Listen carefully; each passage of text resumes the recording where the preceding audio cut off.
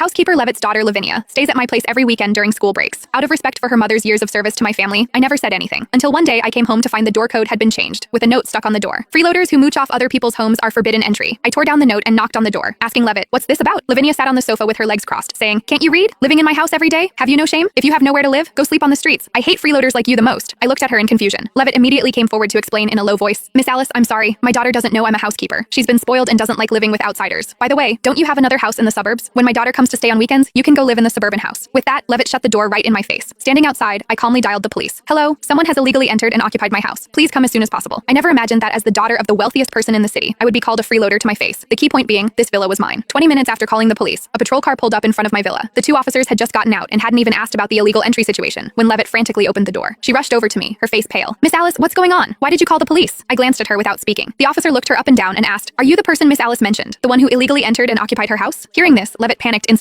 No, officers, this is all a misunderstanding. I'm Miss Alice's housekeeper, responsible for taking care of her daily needs. My daughter's school is on break, so she came to stay for a couple days. The door lock just broke, and when we had someone fix it, they changed the code. There's no occupation of the house." She pointed at the villa door and smiled apologetically. "Look, I opened the door right away, didn't I?" The officer looked at me, then at her, and asked, "Miss Alice, do you still want to pursue this?" I was about to speak when Levitt suddenly lowered her voice, pleading humbly in my ear. "Miss Alice, Lavinia's father died young. I've raised her alone. It hasn't been easy. She just started college when vanity is strongest, and having lacked affection since childhood, her personality is a bit extreme. If she finds out I'm just a housekeeper, she definitely won't be able to accept it. I did this just to make her feel better. Please, for the sake of the 12 years I've served your parents, forgive me this once." Hearing Levitt mention my parents, my heart did soften a bit. Levitt had been with my family for 12 years. My mother's health was poor before she died, and Levitt was the one who personally cared for her, serving tea, attending to every detail. The day my mother passed, Levitt cried harder than anyone, kneeling by the hospital bed, holding my mother's hand, saying she would definitely take care of me. After that, she did exactly that. After my mother died, she kept the house in perfect order and looked after me like her own daughter. Whenever I tried to give her tips in the past, she would always decline repeatedly before accepting. 3 months ago, her daughter Lavinia got into the same university as me. Levitt was both happy and worried. She was glad Lavinia was doing well, but stressed that university tuition was too expensive for her to afford. Understanding how hard it was for her to raise a child alone, I offered to cover Lavinia's 4 years of university tuition. Levitt was so moved she cried. She clutched my hand, thanking me over and over, saying she would definitely repay my kindness. But starting last month, things changed. That day I came home and suddenly saw Lavinia at my house. I looked confused, but Levitt pulled me aside to quietly explain, "Miss Alice, Lavinia has nowhere to go on weekends during break. I haven't seen her in so long, so I let her stay for a couple days." I nodded without saying anything. The house had plenty of rooms anyway. Letting the mother and daughter reunite wasn't a big deal. But later, I gradually noticed something was wrong. The so-called couple days turned into a fixed arrangement every single weekend. Every Friday night, Lavinia would show up at my house right on schedule and only leave Monday morning. At first, Lavinia just liked taking photos in the living room and posting on Twitter to show off to her classmates that she lived in a big house. I could understand that. Everyone wants to look glamorous in front of others. But what I couldn't understand was how Lavinia always looked at me with disgust and disdain, as if I owed her millions. Several times when I was sitting on the sofa watching TV, she deliberately covered her nose and complained loudly, "So annoying. How can such a luxurious villa have this constant stench of poverty?"